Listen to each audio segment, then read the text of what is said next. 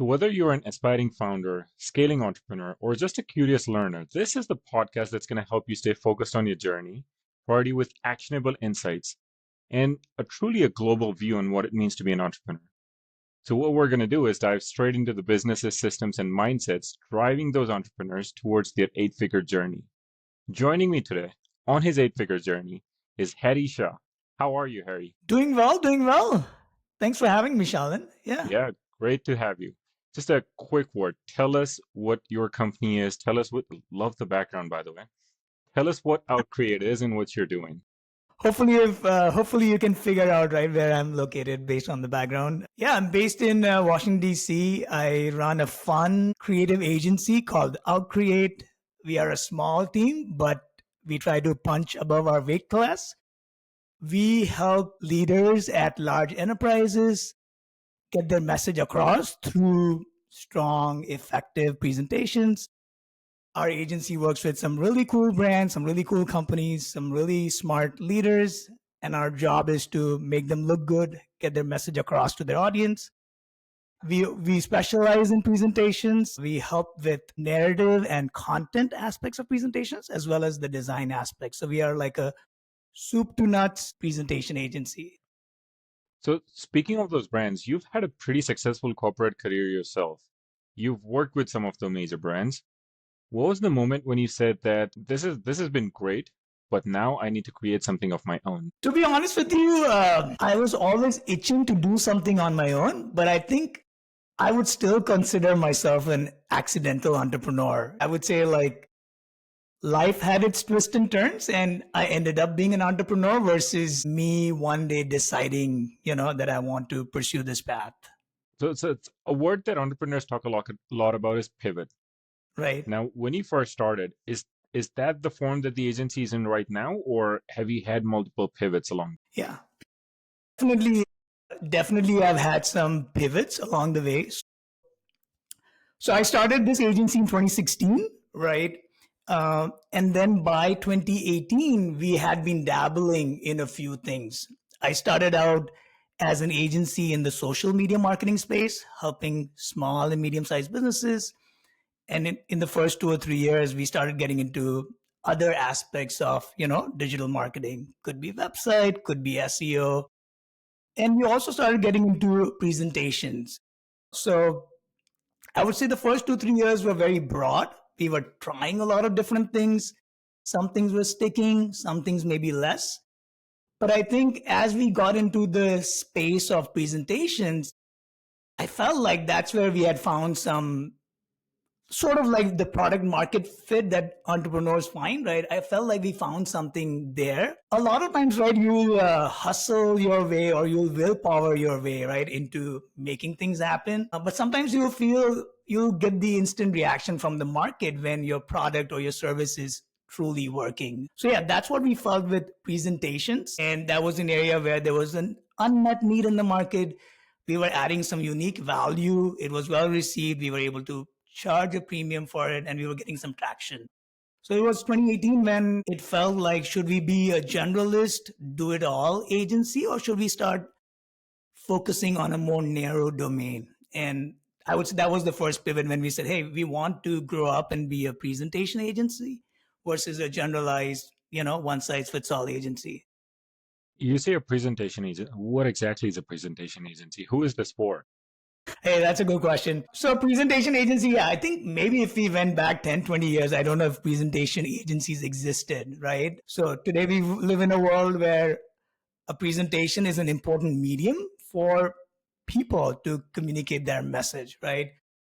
When we say we are a presentation agency, by that I mean is we specialize in presentations. That's all we focus on. We will help you take your presentations to the next level. In our case, as we were sort of pivoting, focusing further in presentations, we were also then starting to narrow down our audiences as well. So who we focus on is large companies, right? And within that, there's like two sets of audiences that we really try to become good at solving their communication problems. Yeah. And I can get into that as well if you want me to. Yeah, sure. I think for startups, it's often said that decks get checks.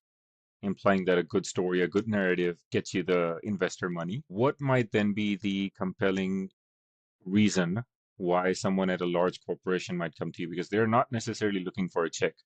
What are they looking for and why do they come to you? Great question. Whenever we are working with a leader at a large company, right? In essence, they are trying to get something done, right? They might be launching a new product.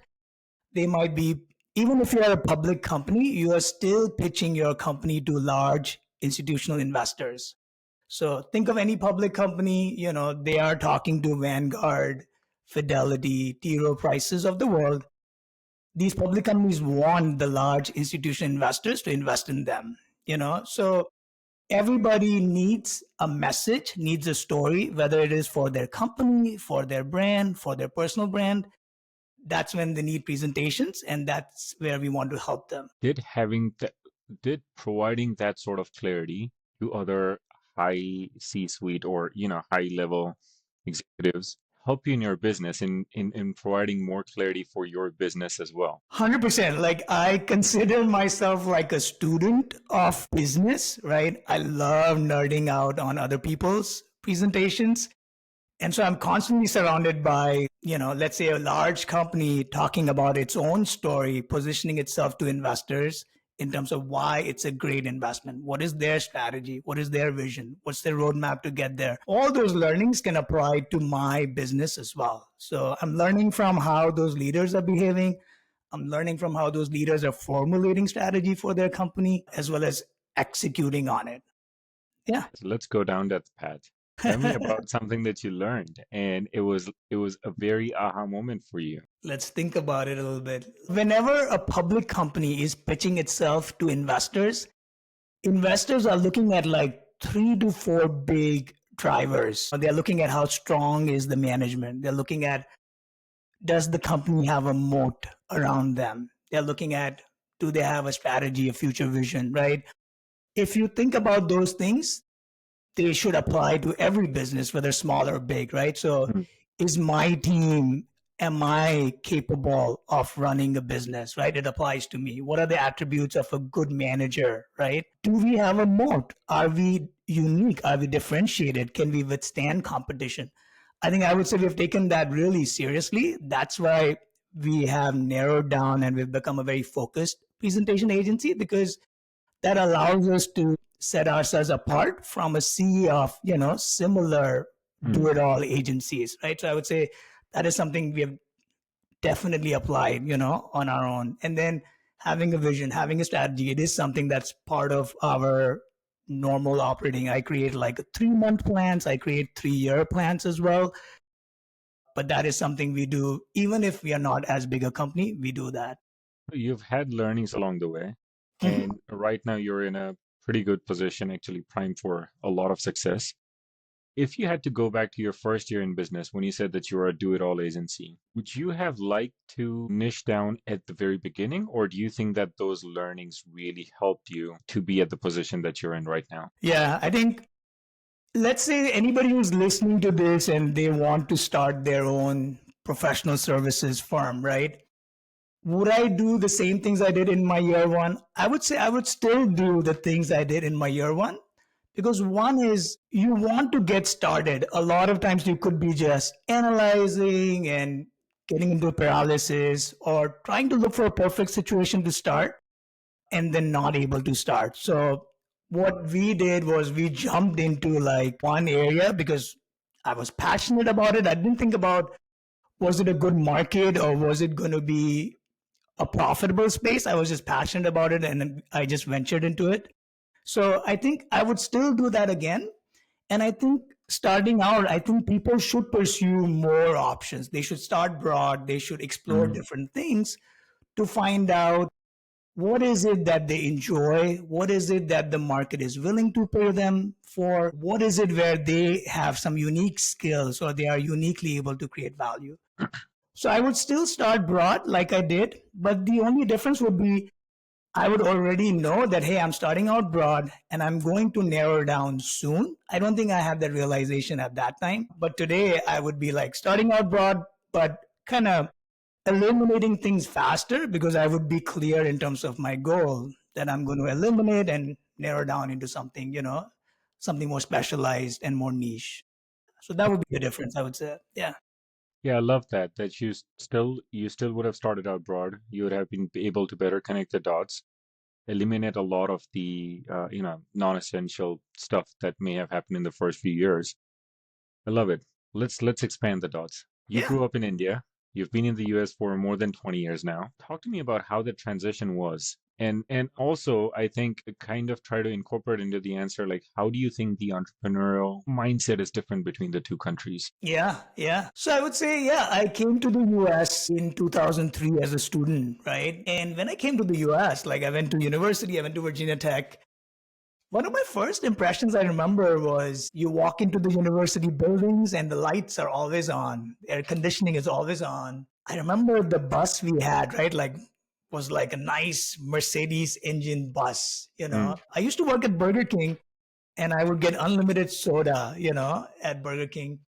What I'm trying to say is like US is a country with a ton of resources, almost like unlimited resources, right? So it's a country with a lot of resources, whereas on the other side, India is 1.4 billion population today, right? Probably one third the size of US, much fewer scarce resources, right? So we are a country of limited resources. And I would say that's how people behave in both the countries, right? Based on how much resources you have, right? So I feel like growing up in India, I think you probably grew up in India too, right? It's all about managing through limited resources. And I feel like that mindset has definitely helped even while coming to the US and being in a country with more resources. uh, was it was it a switch in terms of growth versus fixed mindset, or was it something different in terms of like abundance versus scarcity? So I would say I think both the mindsets are helpful, right? When it comes to doing business, I've done business in India, I've done business in the US, and I think I know people who have done businesses or who are in Europe or other parts of the world. I think we all can agree that running a business in US is the most fun because there is that abundance mindset, there's a growth mindset, there's a win-win mindset. When I work with clients, we might charge them a premium, but if the client is getting value from it, they're okay to spend the money. So it's a very Mm, much a win-win mindset. Whereas in India, when we are working with other small to medium-sized businesses who are also resource constrained. So the transactions are always like, hey, we have these set of boundaries.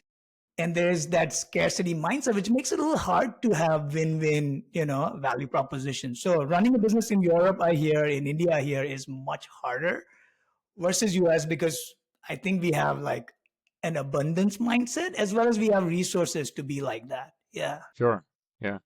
Talking about clients and talking about abundance. So, what you have over here, would it be wrong to categorize it as a high touch sort of business where you're actively involved with your clients and you're on their journey with them? Would it be right to say that?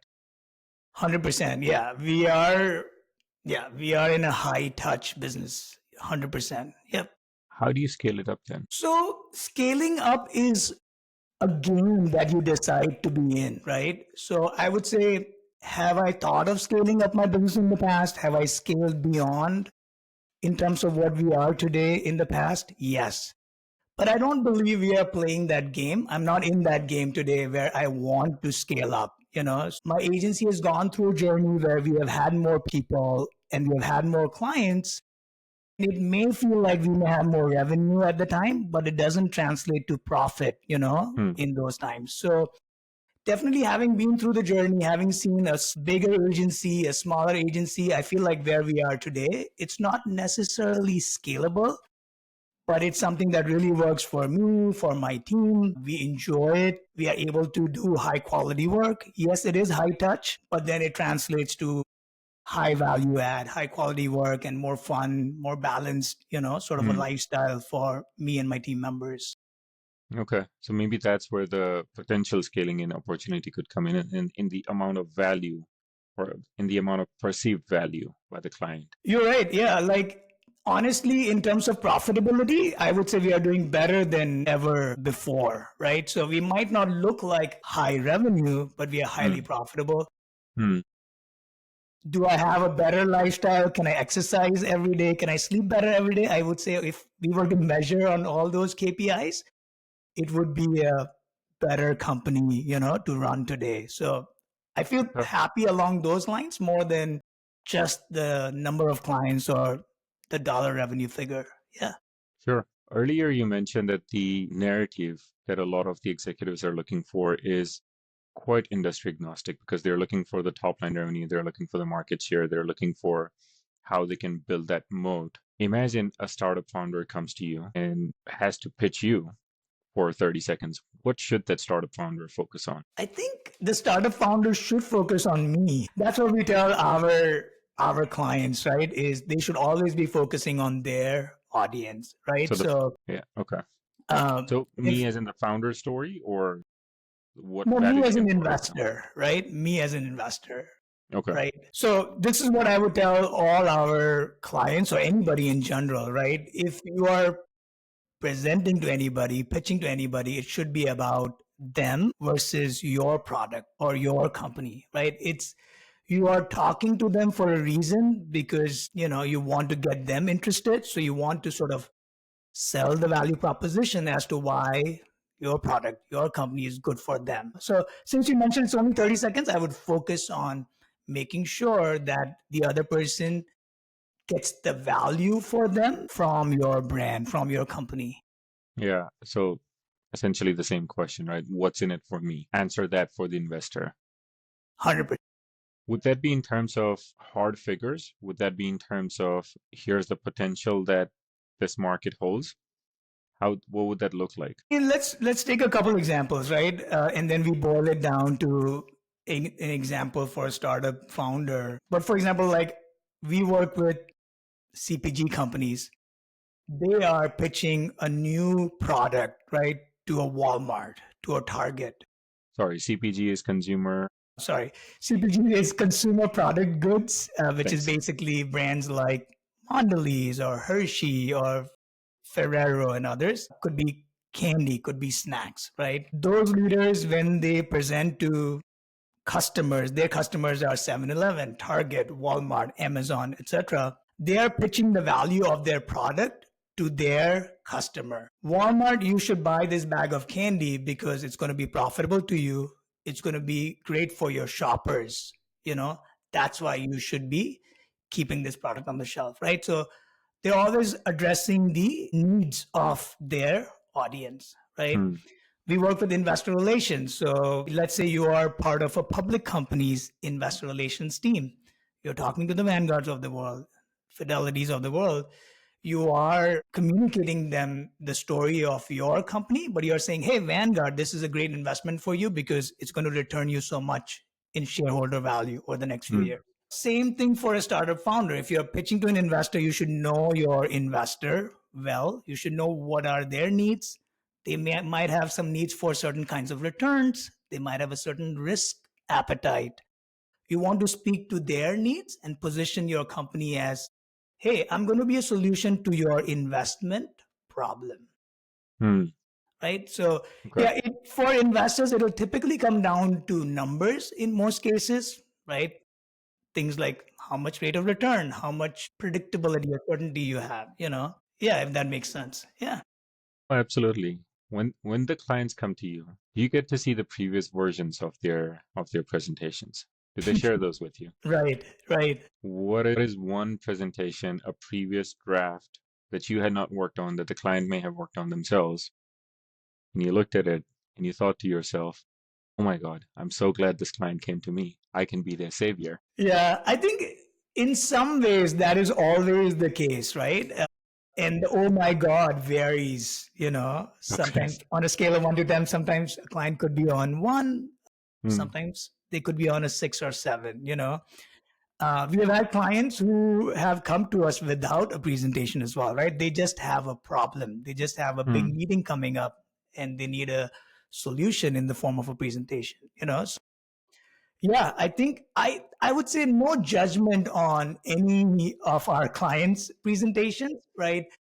End of the day, each of them is a business person going after an opportunity or solving a problem, they may not pay as much attention to presentations as we do because Mm, that's what we do for a living. And yeah, anything they have, even good looking presentations, to be honest with you, if you look through them, if you scrutinize them, you'll still find opportunities. So my presentations, Shalin, if you look at it, you'll find opportunities, to be honest with you, right? So there's always room to improve, room to get better. mm, Clients are often looking at an external opinion. And I would say most pros professional services firm, that's how we add value, is because we are not so close to their business. We bring that external objective view, and mm. that adds the most value, to be honest with you. I actually like that. No judgment. Just think in terms of objective value or objective opportunity that can add value to this. How do you, eh, what does your current process look like? What sort of automations have you built in from like going off from sales to delivery, basically? Yeah. So I think I'm an engineer in terms of my education, and I think definitely the engineering past skills from my engineering life are very helpful. Definitely, I can get into the tools and processes that we have, but I thought I should zoom out here Yeah. because sometimes we all know the saying, right? Like automating a bad process is not a good thing. Right? There are other people out there who want to have a more efficient process or maybe have Hmm. SOPs. Before you do that, you could actually zoom out a little bit and kind of really look at your business. Like, are you in the right, like I think I mentioned earlier, right? Are you in the right game?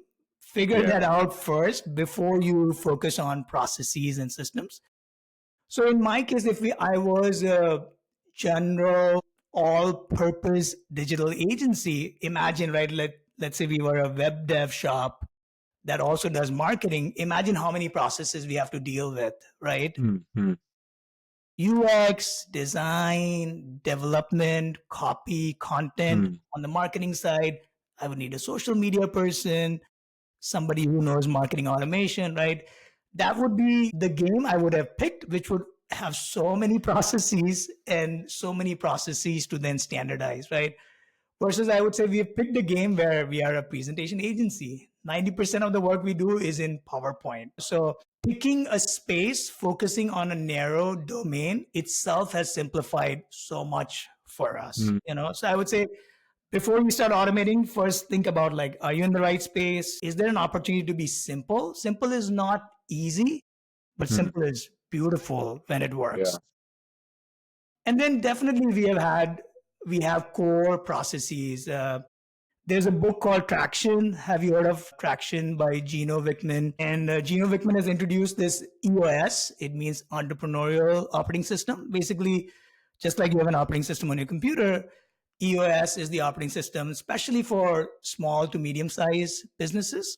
So there are lots of aspects from EOS that we follow. For example, we do Monday meetings with our leadership team. We have like a strategic planning process, from that book itself. I really recommend anybody who wants Yeah. to incorporate some systems and process to look into this book.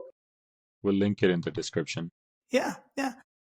And then I would say like things like hiring. I think we need a process for hiring. So there's a book called Who, which is a fantastic book for somebody figuring out how to hire people. And it lays out a really good process for hiring people. So we follow that process. For onboarding clients, that's super important to set expectations, Yeah. to share with them ways of working. So we have process for that as well. So I would say we are not super process heavy. We are pretty simple. That makes things easier. And then we have processes for the most important processes. Yeah. Makes sense. How do you stay sharp? Because you're juggling so many things. How do you make sure that as a mental athlete, you show up to each and one of those meetings, each and one of the, whether it's sales, whether it's delivery, or whether it's talking with your team? How do you stay sharp through the day? Yeah. I mean, I think, yeah, when you are, running a small company, you're always juggling things. And I'll be honest with you, I have bombed many opportunities. I have not been sharp on many sales calls. I might not have said the right words, might not have said the right things. So you learn from mistakes. But I think having some personal habits, personal routine definitely is important to stay sharp. Hmm. So for me, I exercise every day. I don't try to miss a single day. And when I exercise in the morning, I get that, boost. I get that adrenaline boost, and I can go on for a few hours after that. So to me, that keeps me really sharp. If I haven't exercised, which is very rare these days, I don't feel as energized. I don't feel, sharp, for Hmm. example. So exercise, good sleep, that's something you learn the hard way. When you are starting out, you want to hustle, which is the right Hmm. thing to do, but then it also creates adverse effects, or you end up with low energy, and then you will bomb your client calls or sales calls, and you learn from Yeah. those. Yeah. A good sleep is so essential. I've noticed that in myself. Sometimes 100%. Yeah. just the dopamine hit of getting the work done makes you want to continue going. But then you have to consciously switch yourself off and say, okay, that's enough for this day, for this week, for whatever that time frame is.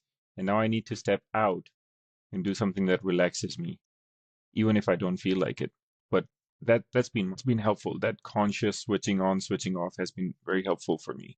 Totally agree. I think sleep is so underrated. I have underestimated sleep a lot in my past, and I see a big difference, night and day. When you sleep well, you wake up and you are a different you can get a lot more done. And you're right, it's tempting to keep going at 9 p.m., 10 p.m., but you know, if you are conscious and you are like, no, let me end this now because it's going to be good for me tomorrow.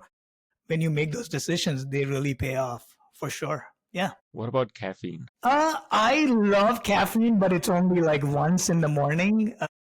I get a good boost of caffeine in the morning. I love it before my exercise. Juries out there. I think some people say it's a good thing. Some people say it's not a good thing. But personally, it works for me. I do not have caffeine after afternoon. Like afternoon, Hmm. I never have a cup of coffee because then I have a hard time falling asleep.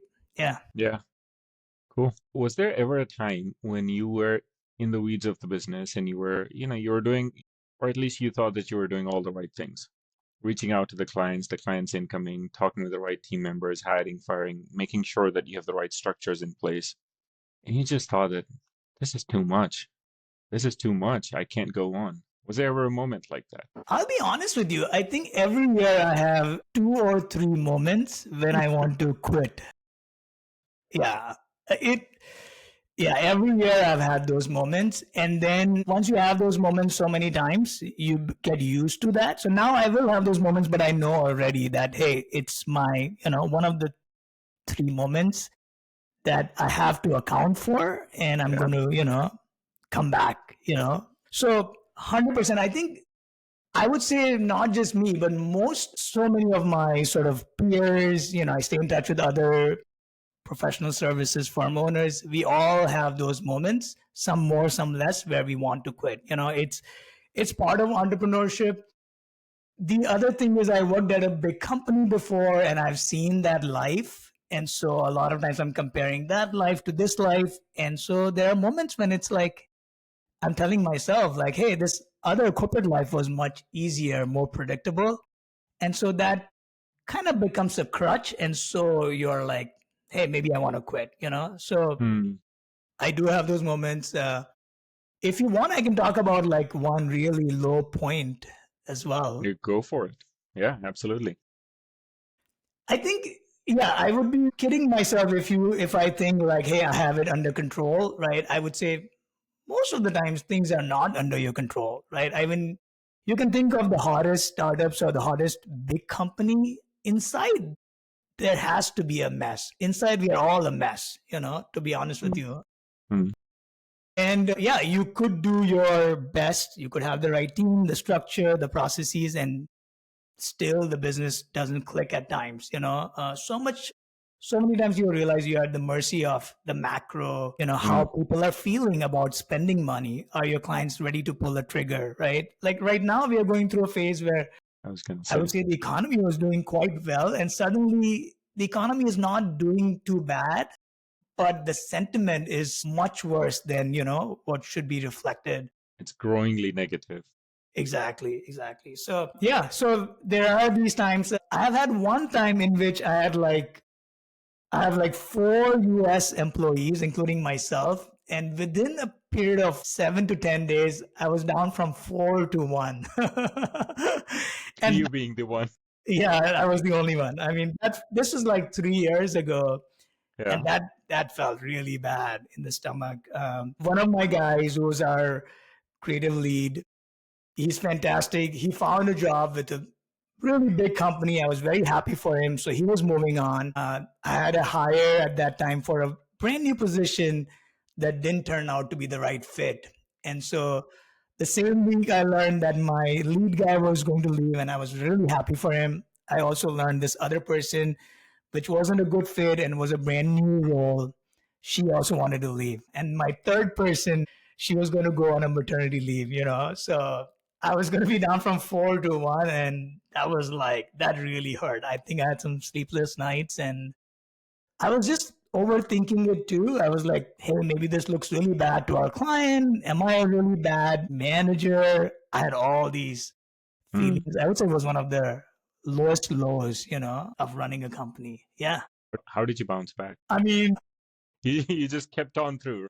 yeah, I mean, I think definitely there was a lot of work to be done. And so I had to roll up my sleeves and, fill in those shoes.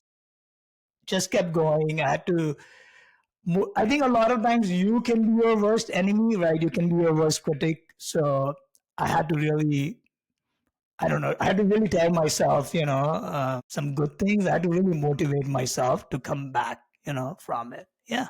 Do you ever look back upon that instance or any other instances such as that and just realize that you've been far too resilient than you might have given yourself credit for? I think we all can be, right? We all go through some tough moments in life. Could it be on the Yeah. personal front? Could it be on the professional front?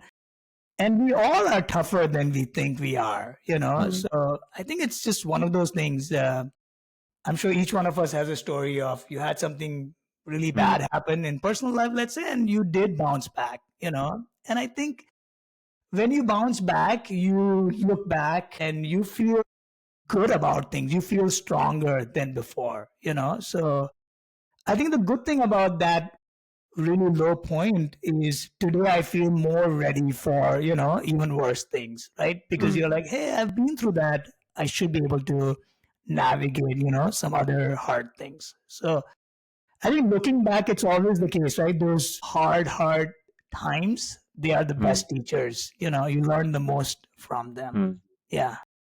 Very true. So, for somebody who's an aspiring founder, for somebody who's just about to start on their journey, what is one piece of advice that you'd give this person and say, hey, buddy, here's a misconception you might have. Come here, let me fix that for you. Yeah.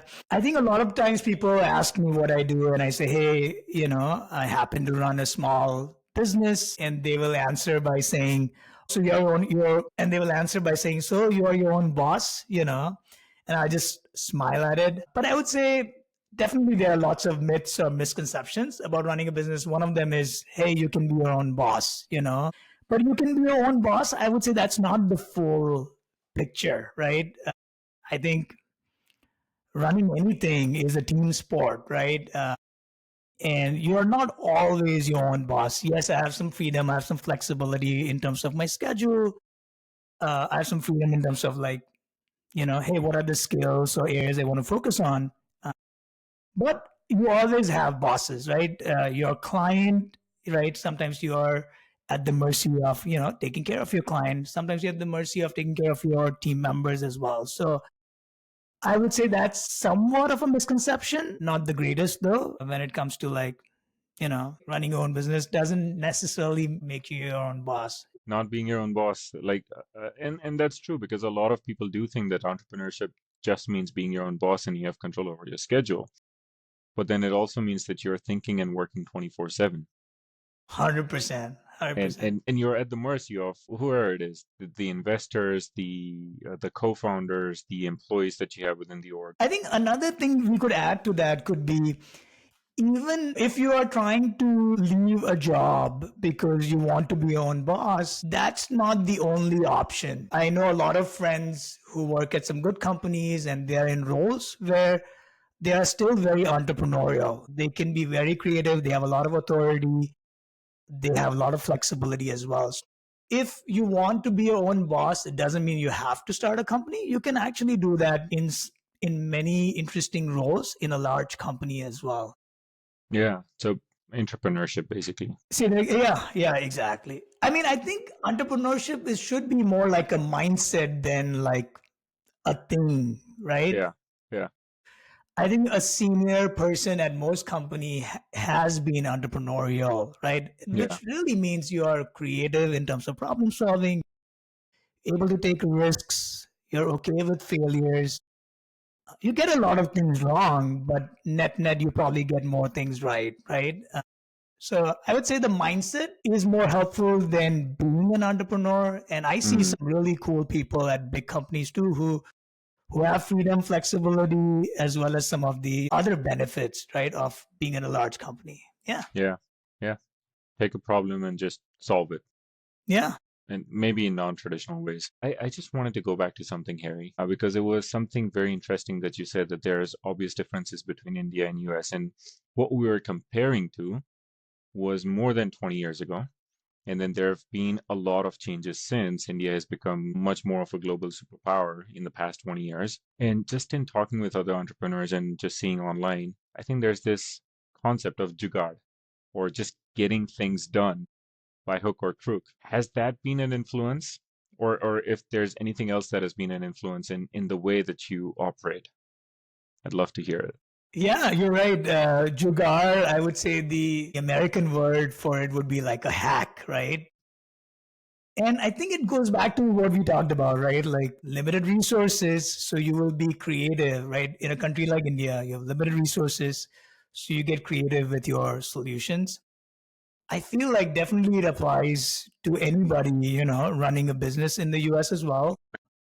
In the US, especially, you will hear from finance or accounting experts, right? There's a concept of Parkinson's law, which is if you have a bigger plate, you will eat more, right? And Mm, so it applies to your bank account. If you have more money in your bank account, a lot of entrepreneurs tend to spend more money. mm, They will make splashy investments, let's say in marketing or advertisement or another tool that is supposed to 10x your productivity. But having that very Indian mindset, right, which is do more with less, I think that really helps. So there's a concept called profit first in US where they talk about this Parkinson's law.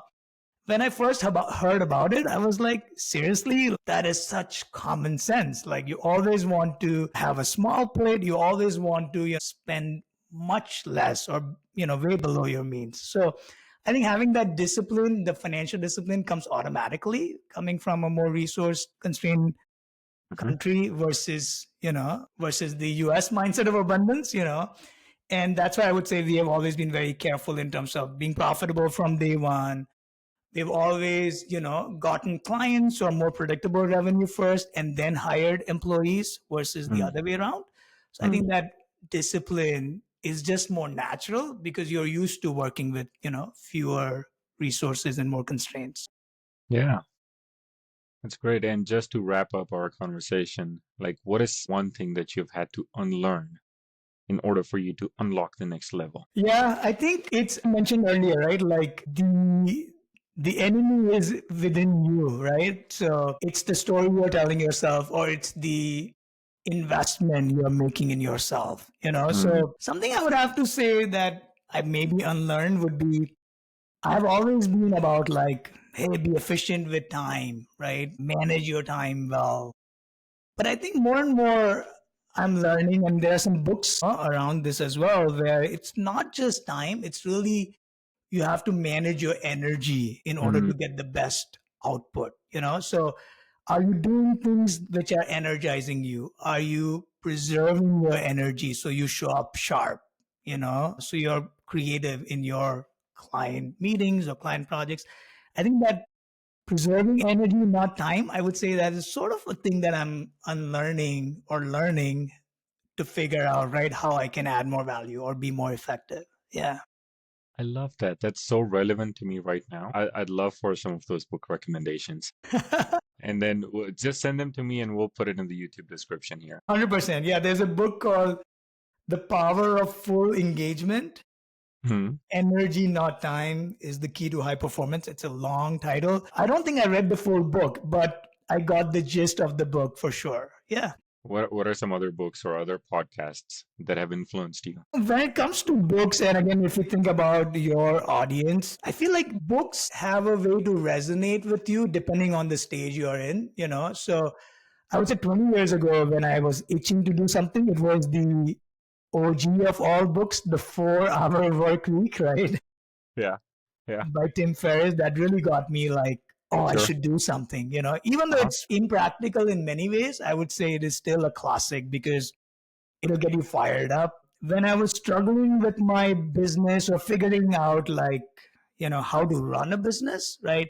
You can be good at something, but to turn that into a business needs a big mindset change. So there's another classic book called The E Myth. Have you heard of it? The E Myth, which Yeah. means, Yeah. yeah. Yeah. So the E Myth Revisited. E Myth is basically the entrepreneurial myth revisited. That's been a really good book from a mindset perspective.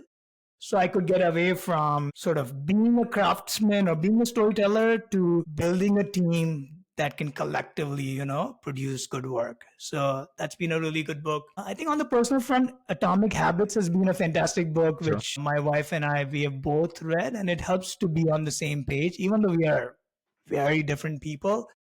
But it's one book that, you know, we loved it and we've applied it in life, and I found it very helpful. Harry, thank you so much for all the wisdom sharing that you've done and sharing just your personal journey. This has been great. Hope to have you on for more episodes. Thank you. Thank you, Shalin. Thanks for having me.